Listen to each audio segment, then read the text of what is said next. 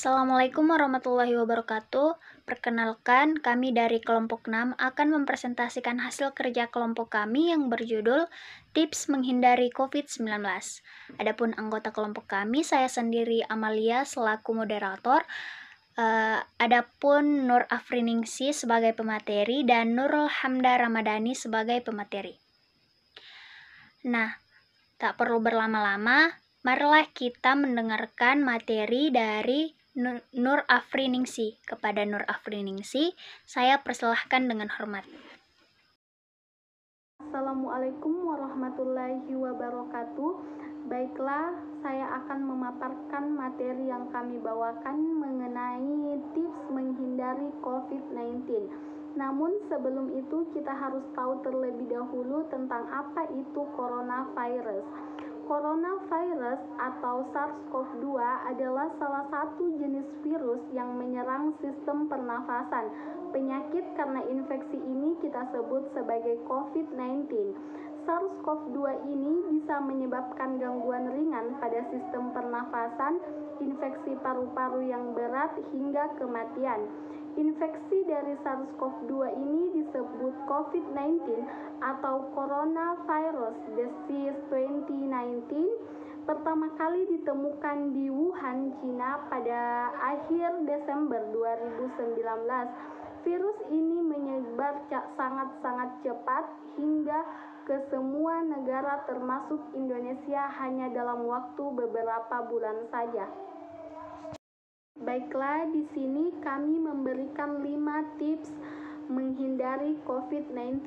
Yang pertama, menjaga jarak minimal 1 meter dengan orang lain. Yang kedua, mencuci tangan menggunakan sabun dengan air yang mengalir. Yang ketiga, menggunakan masker bila keluar rumah. Yang keempat, menjaga daya tahan tubuh. Dan yang kelima, melakukan vaksinasi. Baiklah, kita masuk pada tips yang pertama, yaitu menjaga jarak dengan orang lain minimal 1 meter. Organisasi Kesehatan Dunia atau WHO telah mengubah istilah pembatasan sosial atau social distancing menjadi physical distancing atau menjaga jarak fisik. Pada saat menerapkan physical distancing ini, kita diharapkan untuk tidak berinteraksi langsung dengan orang lain maupun berjabat tangan. Pada physical distancing ini, kita diharapkan untuk berinteraksi menggunakan jarak dengan orang lain minimal 1 meter untuk melindungi diri kita dan diri orang lain tersebut dari infeksi coronavirus. Upaya lain yang dapat kita lakukan yaitu tetap di rumah saja, yang kedua menghindari kerumunan, dan yang ketiga menahan diri untuk tidak berinteraksi langsung dengan orang lain. Nah, selanjutnya materi yang kedua akan disampaikan oleh Nurul Hamda Ramadhani. Kepada Nurul Hamda, saya persilahkan dengan hormat. Kedua, mencuci tangan dengan sabun menggunakan air mengalir. Kuman penyakit sangat mudah ditularkan melalui tangan.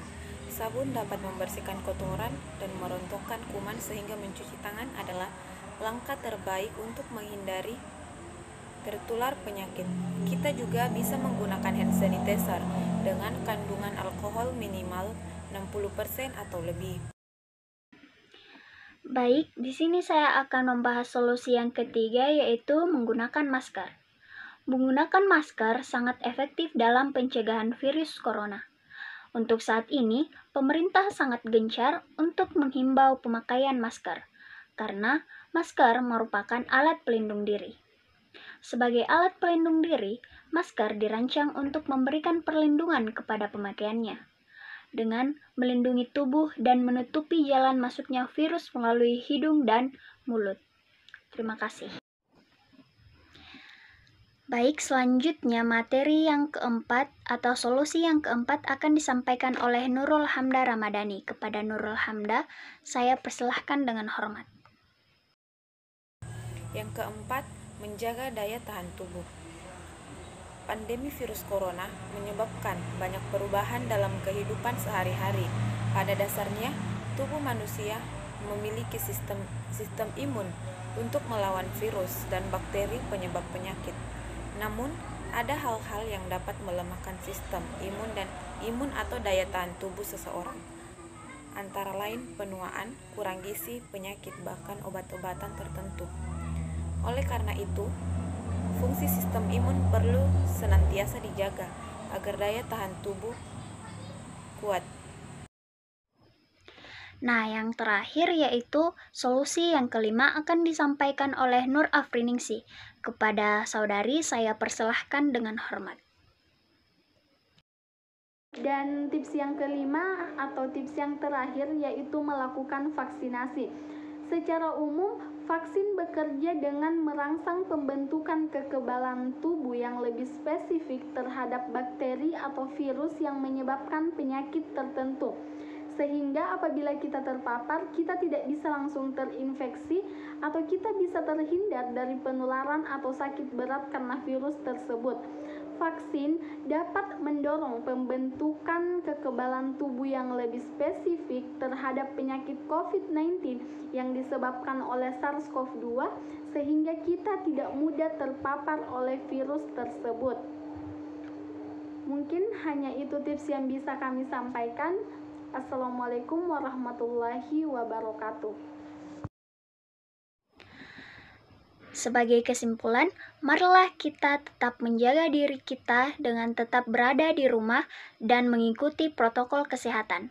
Semoga kita dapat terhindar dari COVID-19 dan segera melakukan kegiatan aktivitas kita sehari-hari.